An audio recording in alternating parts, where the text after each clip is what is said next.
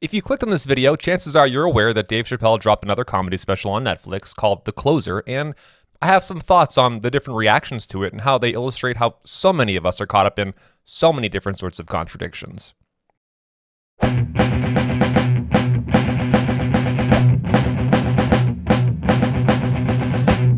Okay, let's get the most obvious contradiction out of the way first. There are always people who support free speech for speech they agree with, but do not support free speech for speech they disagree with, or speech they find offensive, morally problematic, or harmful.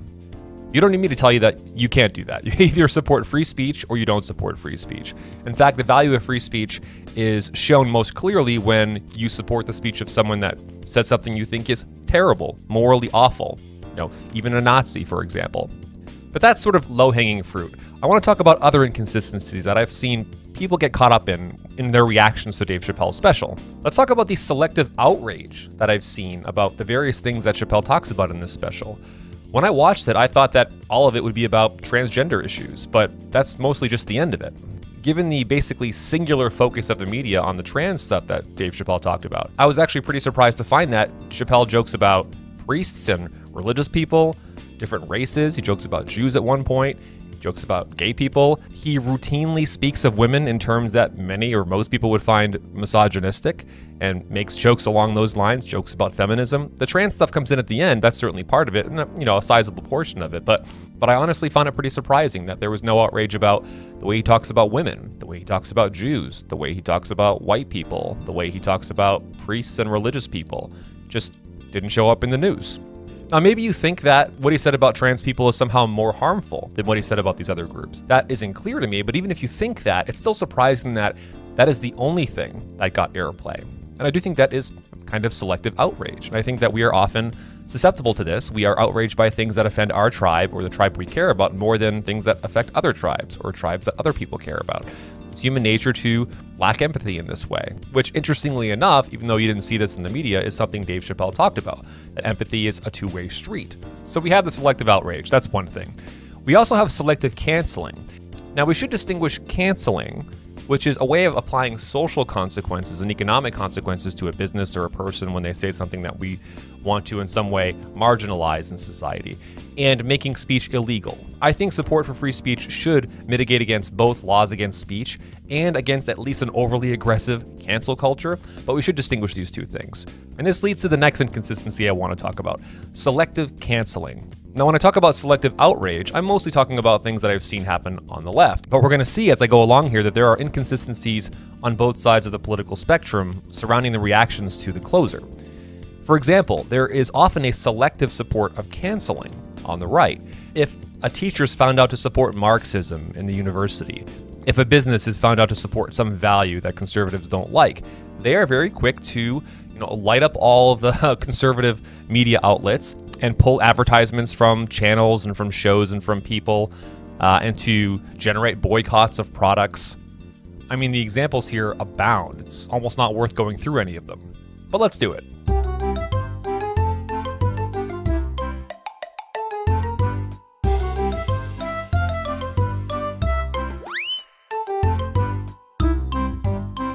Cancel culture is just as vibrant on the right as it is on the left. The difference is people on the right typically rail against cancel culture while engaging in it for things they don't happen to like. Look, you're against cancel culture in general, maybe barring some very extreme cases, or you think cancel culture is good and should be generally applied to things that you think are bad, that you have judged to be things that should be marginalized in society. You cannot have that both ways. So please stop complaining about cancel culture while turning around and canceling things that your tribe finds problematic or immoral or offensive or whatever. And here's another inconsistency that I think is plaguing the right now in their response to this special. I've widely heard people defend the Chappelle special by saying that, well, it's just comedy. It's just jokes. But I don't think even Chappelle would think that what he does is just comedy. I think he sees himself doing comedy mixed with social commentary. So there's that side of it. I don't think Chappelle actually sees himself as just doing jokes. They're jokes that are intended to make you think. They're not purely jokes. But more to the point, these people who are saying it's just jokes probably wouldn't be singing that tune if it was jokes about their own tribe, if it was jokes about conservatives, or jokes about religious people, or jokes about Trump supporters or whatever. They would not accept as a defense, it's just jokes. They would say, that is a cover. That's a cover for you to be able to insult my tribe without being held responsible for insulting my tribe, or say morally offensive things about my tribe without being able to be held accountable for that. That's what they would say. So to put this in simple terms, the it's just jokes defense has to be used no matter what the jokes or who the jokes are about, or we need to drop the pretense that it's an acceptable defense. In the first place, it doesn't seem to line up with the facts. These aren't just jokes, I don't think. They're jokes with a purpose. And in the second place, the people who say this typically would not say it's just jokes if it was about their tribe. So they don't really believe that, or if they do, they're being very inconsistent about it. I mean, I remember for years, conservatives would get upset with shows like The Daily Show or The Colbert Report, and they would say, oh, they say they're comedy shows, so that when we criticize them, they can say, oh, it's just comedy. But really, that's just a cover. They're clearly political, and they're clearly trying to make a point, and you can't just sweep that under the rug by saying it's just jokes. It's convenient. And what ends up happening is it's commentary when we want to pretend it's commentary, and it's jokes when we want to pretend that it's jokes. And you can't have that both ways. Finally, and maybe most importantly, there is this phenomenon of selective empathy that really plagues basically everyone, including myself. And here I have in mind intellectual empathy. It is easy for us to see why people believe what we believe. We share the same reasons typically. We share the same background experience. By contrast, it's very hard for us to see why someone who disagrees with us thinks the way they do, especially when we think what they think is very morally problematic or in some way morally offensive. It's very hard for us to imagine why someone could possibly think that way, think so differently from us, a position we might think is not only deeply wrong, but harmful to certain groups of people. That's very hard for us to do. Maybe you think we shouldn't even have empathy for these people, but I think we typically should. I think that we should wonder why someone supports the view that they do, and we should ask ourselves, is it possible to arrive at that viewpoint in good faith?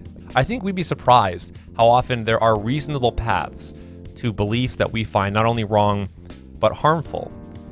And this should, I think, increase our intellectual humility and increase our tolerance of people who think things not only that are different from how we think, but that we think are actually deeply wrong and maybe even immoral. In the case of Chappelle and his comments on the transgender community and ideology, we should ask ourselves, can we imagine why someone might have criticisms for that community? Can we imagine why someone might have a different view of womanhood than that community? Can we imagine why someone might identify with TERFs, trans-exclusionary radical feminists, in the way that he seems to identify in the special? Maybe you think transgender ideology is so obviously correct that anyone questioning it has to be driven by hate, but we should simply ask ourselves if that's true. Could there be a non-hateful reason for criticizing the trans community or transgender ideology? Something to think about.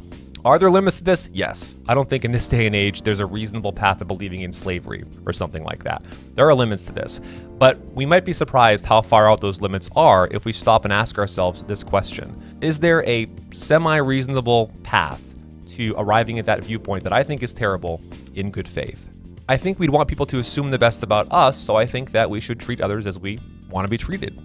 So I've said very little about the special itself. I was more interested in the reactions to the special. I was more interested in the many ways that we tie ourselves in knots when it comes to things like this, politically, on the left and on the right. What do you think? Here's the standard YouTube thing. Leave some comments down below if you agree, disagree, have further thoughts. I'd be curious to know what you think. And if you are watching this and you're not subscribed, please click the subscribe button and the little bell icon so you know when I drop new videos. Like, share, all that standard YouTube stuff. And I'll see you hopefully in the next video.